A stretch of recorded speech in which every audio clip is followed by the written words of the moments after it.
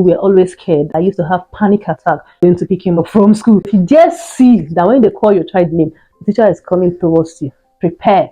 You're going to hear a nails. So as I saw the teacher coming towards me, it's very, very weak. That I said I don't want to hear complaint. That I afraid and binded and casted every spirit of complaint. Thank you for stopping by Ginika Talks YouTube channel today. My name is Ginika and I enjoy documenting my personal experiences. So in today's video, I'm going to be sharing a recent happening. My family and I moved over to the UK 2 years ago. And one of the things that we struggled with was settling into school. For my son, Adam Chinobi, we noticed that he struggled a little bit to adjust. And honestly, I feel like I didn't prepare him well enough for the move. I mean, there was really nothing much I could do, was there? So at the time when we moved in, my daughter was barely 2 years plus.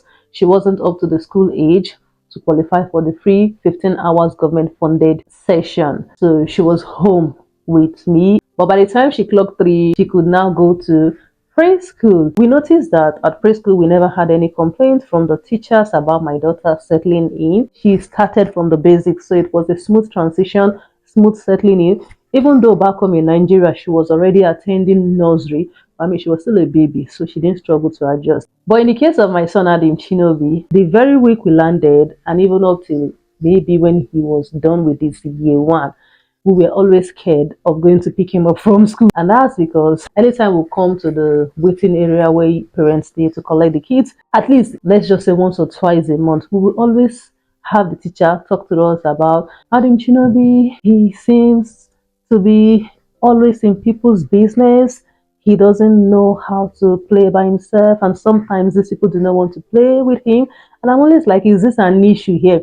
So the thing kind of got me worked up. Like, I kind of got worried that, for God's sake, this is just a child, and the country where we are coming from, we are used to having kids play with each other. Nobody says, and this person is in my business, but well, cultural differences. So we have to always speak to our son. He kind of started understanding the system a bit, and thankfully, since he got to year 3, which is what he is now, we've had very less, I mean, if not almost no complaints from the schools anymore. So I'm saying this to say that there was a time in my life that I used to have panic attack whenever I was going to the circle at the school closing time to go and collect my son. So back to Chikamji's episode.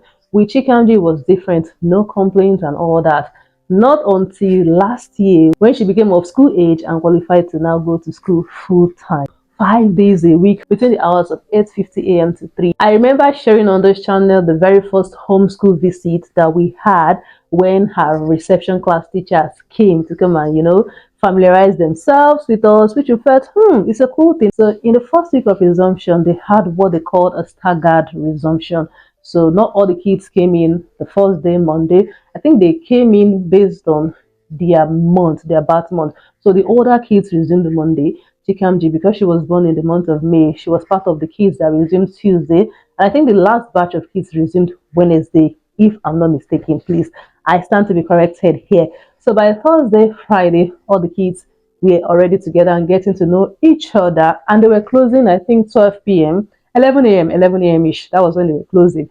Then on Friday, they had the school dinner for the first time, because kids here from reception up to year 2, they're entitled to the free government meals.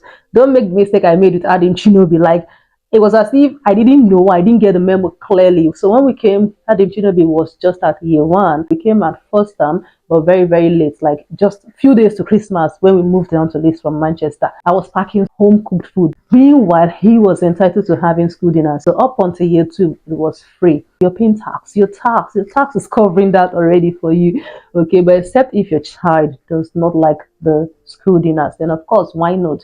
You go ahead and do the packed lunch for your child. So back to my story. Friday, the first Friday in the week when they had resumed in September, was when they had a school dinner for the first time. We had to come and pick them around 12ish, 12:15, and then we got a report on how our kids behaved and all that. So her teacher was like, and your daughter didn't eat. I'm like, whoa, I know my daughter is Alenuma Jeon, so I know she will struggle with the school dinners.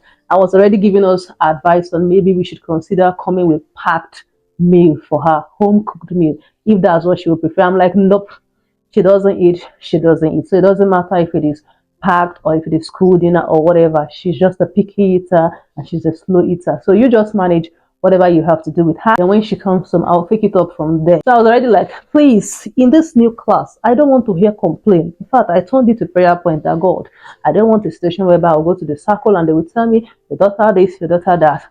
Fast forward to second week of resumption. That was when they started going to school. I mean, the kids at reception class and spending the whole hour. So that means when they get to school 8:50, they will not be back until 3:05 p.m. That's it is very, very weak. That I said I don't want to hear complaint. That I afraid and binded and casted every spirit of complaint.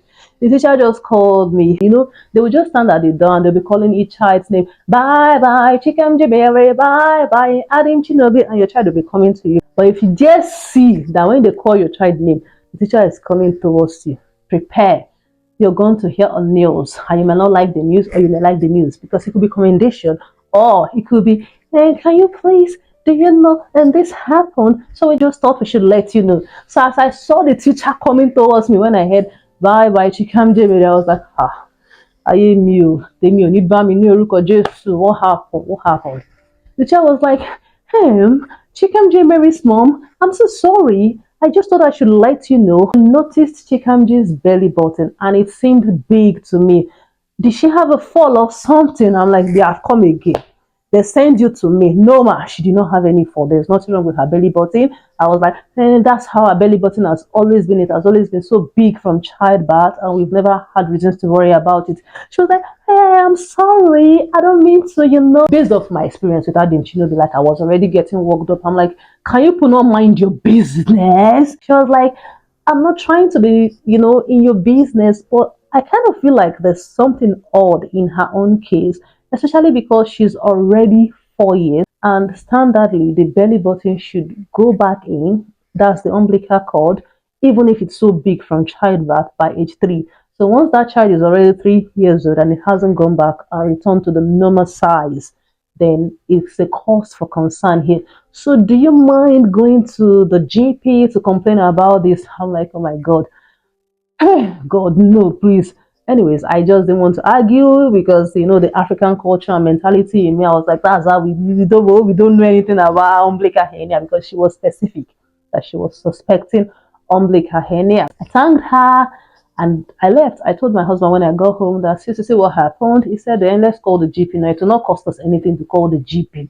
Called the GP, booked an appointment, and took her to see the GP. And the following day, after close of school, and the GP, after examining her, she was like, she is suspecting umbilical hernia, because we told them that, well, the school said we should, for us, it's not a thing of concern. She was like, it is a thing of concern, and she is suspecting umbilical hernia, so she was going to refer us to the hospital. And here in Leeds, we have the Leeds General Infirmary, we have St. James, and some other hospitals, but we just prefer to use the Leeds General Infirmary when it comes to a case of referral, which was where they referred us to. And that we should wait. They were going to call us. The following week when I got to school, that's how the headmistress accosted me. I was like, Adim Chinobi's mom, because she calls me Adim Chinobi's mom, and even the Chi's teacher calls me Adim Chinobi's mom. Chikamji's teacher says Chikamji's mom. It's funny to me because if it's back home in Nigeria, like everybody just knows to call you by your first child name. So if it's Adim Chinobi, it's Adim Chinobi, Mama Adim Chinobi, especially because Adim Chinobi passed through the school. I digress again. I'm sorry. The headmistress, as I was saying, she accosted me. She was like, Adim Chinobi's mom. So concerning Chicken Jimeri, because see here, any conversation, any issue surrounding your child gets documented, even in the school. I'm just trying to know if you had booked an appointment to see the GP. How did it go? I'm like, wait a second. How did I miss it that you were even going to be in the know about it? I like, no, see, your case is not exclusive. How do I say it? It's not, they don't just more like in the classroom that because we've dealt with it, it goes to the head of the school as well, and it has to enter the child record. So she is in the know that the teacher had a conversation with you about your child and suggested what should be done. In fact, in some cases, it's the headmistress or the head teacher. So to say, I'm saying headmistress because she's a lady, the head teacher that will call you and will even tell you about this information on what to do. So I'm like, okay, yes. The teacher spoke with me last week. I booked to see the GP, and the GP has already made a referral case to the hospital, and we're just waiting for when the hospital will call us. Sometime around November-ish or December was when the hospital called. And of course, it's my husband's contact that is in all those things. As they called, hello, we have made an appointment for you to come over based on so and so. Would you be free to come over? We're like, yes. And husband took my daughter, our daughter, to go to the hospital. On the day of the appointment, she was referred to a pediatric surgeon. After the evaluation and examination and everything, they said it is umbilical hernia. And since it has not gone back up until now, she's 4 going on to 5, surgery is the only option. It's a minor surgery, so to say, based on how they explained to us, and they were just going to, push it back, and that will be it. So we should wait when they have any free dates, they will give us a call. They told us that the dates could take a long time because they have so many cases at hand at the moment, which is almost on the first come and first serve basis, except yours is an urgent situation. But since this one is not a life-threatening situation, she was on the waiting list. But they gave us an option that what if somebody that was scheduled to do the or surgical operation wasn't available at his booked date, if it was okay for them to call us and move us up from the waiting list. We're like, oh yes, we are open to that. And before you know it, a letter came to the house to back up. So we entered January, February, we didn't hear anything. In fact, it became a prayer point in this house. We were like, oh God, which kind of waiting list? That wait list way long like this, way never reach our turn. Fast forward to March, that was when we got, my husband again, got a call from the hospital saying if he was available the next day. Like, he got this call around 2 p.m. and the appointment they were looking to put him on, the slot was like 12 p.m. the next day, if he was available. By Monday, we've already planned our week, because here in this UK, you will plan your week, even plan your next 2 weeks. Then you know you should tell somebody that. So we've already planned the week just like that. They were like, are you available tomorrow, 12 noon? We want to book you in a slot, this and that. My husband said, yes, we are available. He now sent me the email and even called me at work to see what's happening. The call happened on Monday and the appointment was booked for Tuesday. I'm like, I'm teaching on Tuesday and I'm teaching all day. What am I going to do? Silly me. Instead of me to just apply for leave or something. I was actually destabilized that Monday afternoon when he gave me the news, because the whole week we have already planned and worked out how our program was going to be. So I shall decided that okay, since the morning lesson I had was already something that I was going to be involved, and the surgery was not happening in the morning, I was going to book a half-day leave. That's one good thing about this environment, which I'm very grateful for. Like, you can book a half-day leave automatically. This goes online. You don't need to talk to anybody, just your program manager, your line manager. This is why I need this leave, and then you apply, and he approves, and you go. So I booked for half-day leave my husband to do the needful, and I told him, you know what, just take her and be going. I'll come and meet you both there. The email that came contained everything that we needed to know about the surgery, what to be done and what not to be done. In fact, even the person that called my husband emphasized on the fasting, like every meal she has to take, because her own surgery time was about 12 noon. Please and please, this is no professional advice. I'm only sharing my experience, so don't take this as any professional advice or whatever. So that once it was 7:30 a.m., she could no longer have any meal but liquid, and by liquid she could have squash drink, any squash drink, preferably Robinson's or any squash drink diluted. That's the only thing she was allowed to have. My daughter that was picky eater, 4 days she chose to eat, it was that day, the day of the surgery. Like, well, you are fasting. She kept on saying, Mommy, I'm hungry. Until you cannot eat, you have been told to fast. So 12 o'clock they came, they took her. That is a story for another day, like the whole process. Anyway, I have a full vlog on it. I have a full vlog, which I'm also going to be sharing. Everything happened from 12, then about 3. In fact, that 3, I was already getting worried. I was like, what is it now? Killer and shit. You could not say it's just 15-minute procedure. Why the 15-minute procedure suddenly turned to, but I don't know what really happens inside. But I'm just suspecting that the surgery probably did not take more than an hour or 2, but they just left her there to observe her on their own. And when she woke up, yes, I think that was what happened. And I think they even said that, but I missed that part, that they were going to come and get with the parent when she wakes up. So it was when she woke up, after the anesthesia effect had already worn off, that was when they came to call me upstairs. They're like, your daughter is awake, come and get her. I went to get my daughter. I'm like, my princess, I'm sorry you have to go through these things. I'm really, really sorry. Then they brought food. They brought food for her. They asked her anyways, what do you want? They gave her a list of options. Do you want sandwich, cereal, and something else? I don't know what they said. But she chose cereal. Like, I want cereal. Gave me cereal. She was so hungry. As they brought the bowl of cereal, Auntie had it finished. And even wanted more. I was the one that now said, okay, maybe you should have sandwich. It will fill you more than having another bowl of cereal. I think in another 1 hour or thereabout, they came again to just check her and make her walk. Like, you have to come down now and walk. We want to see you walk and be sure that you're stable and you're fine and there's nothing wrong with you. And Auntie stood up, trying to stagger. They said, you are fine, you are fine.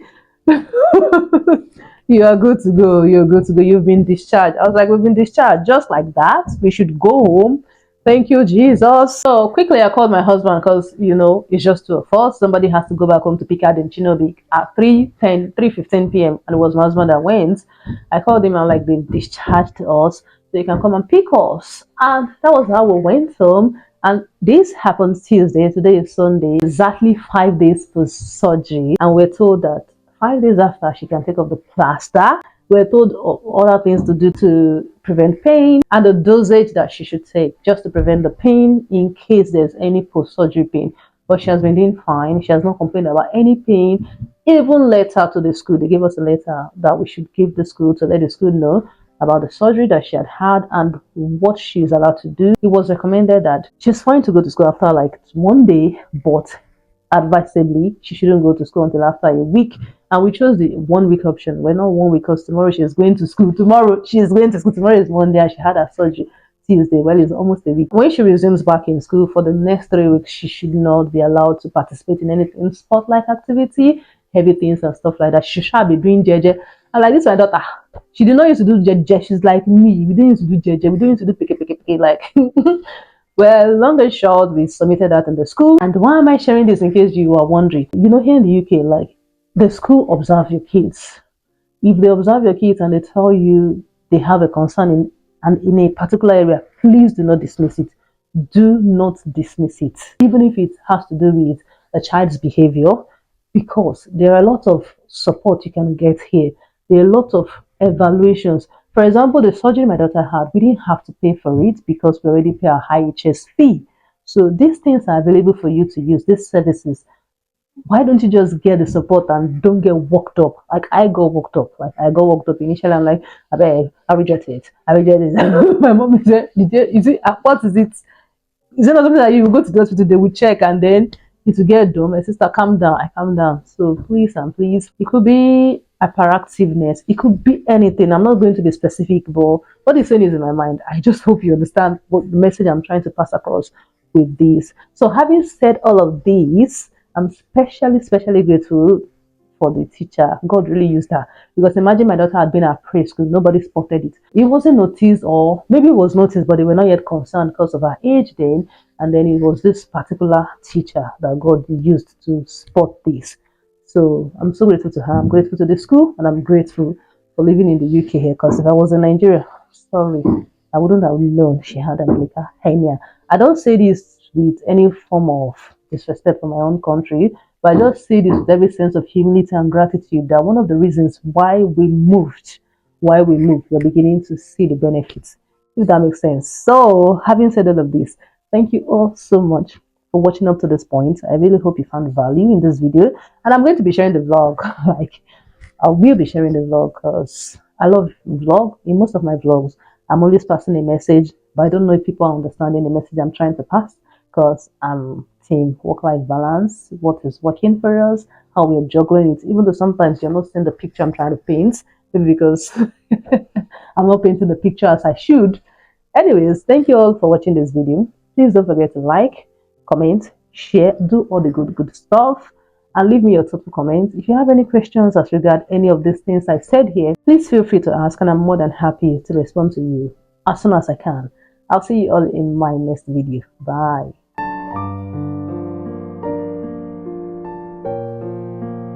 Adiji, Bikono, I need to record this video. No, whenever we're together, it means we're united and we're family. I know, but please, I just have to record this video now because today is Sunday. Biko. No! Please. No! Please, now I'll be with you soon. Chikam Jibage. Before you go, say hi to my viewers. Hi, viewers, YouTube kids. YouTube kids, say subscribe to Ginika Talks. Now you spark on it. Please subscribe to Ginika Talks YouTube channel. Yes, please. So press the like button. Press the like button to subscribe. Yes, and say come back and watch all our videos. Come back and watch all our videos. Thank you. Thank you. Can I ask you now to go to your room? Yeah, before we do all that. Yeah, but before we do all that, my sister got a surgery at her belly button. Okay, you're spilling the beans already.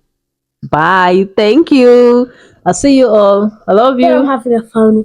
Yeah, you're having my phone for Netflix when I'm done. Thank you. I promise you. Pinky promise. Bye, kiddos.